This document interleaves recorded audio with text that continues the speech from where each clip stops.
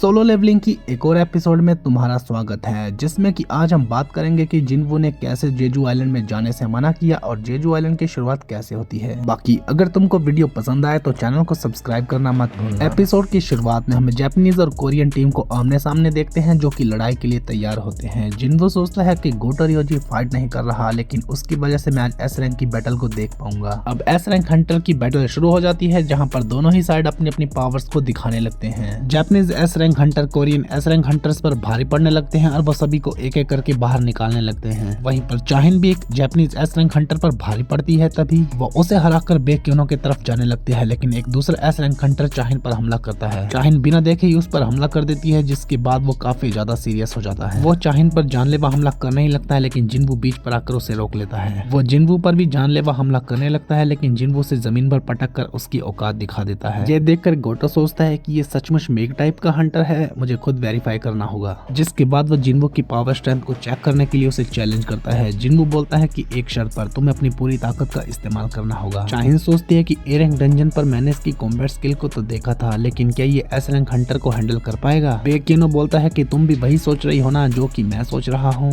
अब वो मन में सोचता है कि अगर मैं सही हूँ तो हंटर संग जिन्वू लगातार ग्रो कर रहा है। गोटो रियोजी जिन्वू की बातें करने से पहले ही हमला कर देता है। जिन्वू बोलता है कि अभी तो मैं बातें ही कर रहा था। गोटो सोचता है कि इतनी स्पीड के साथ तुम अपने आप को मेग बताते हो, आज मैं तुम्हें एक्सपोज करके रहूंगा। अब वो अपनी पावर के साथ जिन्वू पर हमला करने लगता है, लेकिन जिन्वू उसके सारे हमलों को डॉज कर देता है। जिन्वू सोचता है कि ये बाकी एस रैंक हंटर से ज्यादा ताकतवर है, लेकिन फिर भी मैं इसे डॉज कर पा रहा हूँ। चाहिन सोचती है कि ये बस डॉज ही नहीं कर रहा, बल्कि अपने ओपोनेंट की स्ट्रेंथ को टेस्ट भी कर रहा है। गोटो रियोजी काफी फ्रस्ट्रेट हो जाता है और वह सोचता है कि भूल जाओ, मैं अपनी पूरी ताकत का इस्तेमाल करने वाला हूँ। जैसे ही वो पूरी ताकत का इस्तेमाल करता है, जिन्वू के चेहरे पर हल्की सी चोट लग जाती है और जिन्वू उसके हमले से बच जाता है और अब अपने हाथों से ही उसके हमले को रोक देता है और बोलता है कि तुम काफी तेज हो। गोटो बोलता है कि तुम मेरा मजाक उड़ा रहे हो, तो जिन्वू बोलता है कि नहीं, अगर तुम मुझे टच कर लेते तो मैं हार जाता और ये गेम खत्म हो जाती, जबकि तुम भी गेम को खत्म नहीं करना चाहते हो ना। अब दोनों ही सीरियस होकर फाइट करने ही लगते हैं कि बाकी एस रैंक हंटर बीच पर आकर दोनों को ही रोक लेते हैं। अब जिन्वू सोचता है कि मैं कुछ ज्यादा ही सीरियस हो गया था। दोनों की बैटल को खत्म कर दिया जाता है, जिसके साथ ही जापानीज एस रैंक हंटर जीत जाते हैं। जिन्वू सोचता है कि मुझे सबकी स्ट्रेंथ के बारे में पता है और अब मैंने अपने शैडो सोल्जर को उन सबकी शैडोज में छुपा भी दिया है। सबके जाने के बाद जिन्वू गो गन ही से बोलता है कि मुझे रेड को लेकर आपसे कुछ बात करनी है। गोटो रियोजी किसी से फोन पर बात करता है और वो संग जिन्वू के बारे में उससे पूछने लगता है, जिसके बाद वो बोलता है कि ये काफी अजीब है, उसका तो नाम रेड में है ही नहीं। ये सुनकर गोटो रियोजी भी हैरान रह जाता है। चाहिन बोलती है कि हंटर संग ने इस रेड को ज्वाइन नहीं किया है, तो चोई जोंगिन बोलता है कि शायद उसके कोई अपने रीजंस होंगे। बेक्योनो सोचता है कि ब्योंग्यो भी लिस्ट में नहीं है। उसके बाद वो सोचते हैं कि इस बार हम जेजू आइलैंड को क्लियर करके रहेंगे। जिन्वू अपने घर में दिखाया जाता है, जो कि सोचता है कि बहुत सालों के बाद मैं अपनी फैमिली के साथ हूँ, मुझे उनके साथ टाइम स्पेंड करना है, इसीलिए मैंने जेजू आइलैंड रेड में जाने से मना किया था। दूसरी तरफ आंट क्वीन बोलती है कि इस आइलैंड पर फूड सप्लाईज की कमी हो रही है, हमें यहाँ से बाहर निकलना होगा, जिसके लिए मेरे पावरफुल चाइल्ड की जरूरत होगी। तभी हमें पता चलता है कि बड़े एग में से एक बड़ी आंट बाहर निकल रही है। अब हमें पता चलता है कि जेजू आइलैंड में रेड मारने के लिए सभी छोटे मोटे हंटर्स भी तैयारियां कर रहे हैं और गोगन ही बोलता है कि फाइनली जेजू आइलैंड रेड में जाने का टाइम आ गया। सभी हंटर्स बैकअप के तौर पर तैयार हो जाते हैं, जिसके बाद सभी एस रैंक हंटर भी निकलने लगते हैं। तभी एस रैंक किलर बियंगो भी इनके साथ जाने के लिए तैयार हो जाता है, जिसे देखकर बेक्योनो हैरान रह जाता है। दूसरी तरफ जापानीज एस रैंक टीम भी पूरे आइलैंड पर फैल जाती है, ताकि वह छोटी मोटी आंट्स को संभाल सके। कैमरामैन बोलता है कि मैं तुम सभी की फुटेज को लाइव करके सभी को दिखाने वाला हूँ, ये फुटेज 10 मिनट के डिले पर चलेंगी। एक हंटर बोलता है कि ये काफी इंटेंस बैटल होने वाली है, क्या तुम तैयार हो? तो वो बोलता है कि मैं ए रैंक हंटर हूँ, इसलिए मुझे कोई प्रॉब्लम नहीं होने वाली।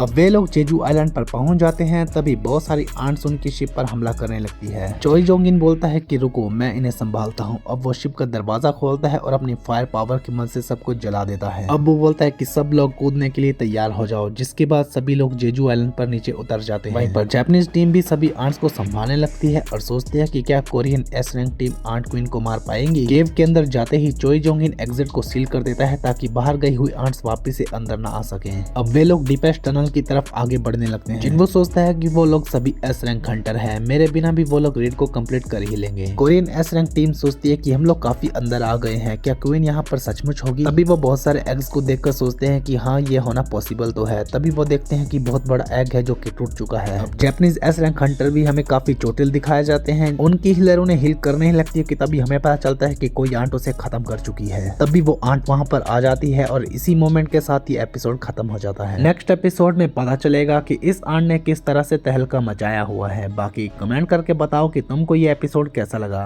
Okay guys, thank you so much for watching. यही था आज का एपिसोड। आई होप आपको ये वीडियो पसंद आई होगी। अगर आपको ये वीडियो पसंद आई है तो प्लीज़ मेरी वीडियो को लाइक, शेयर और मेरे चैनल को सब्सक्राइब करें। मिलते हैं नेक्स्ट एपिसोड के साथ, तब तक के लिए बाय बाय।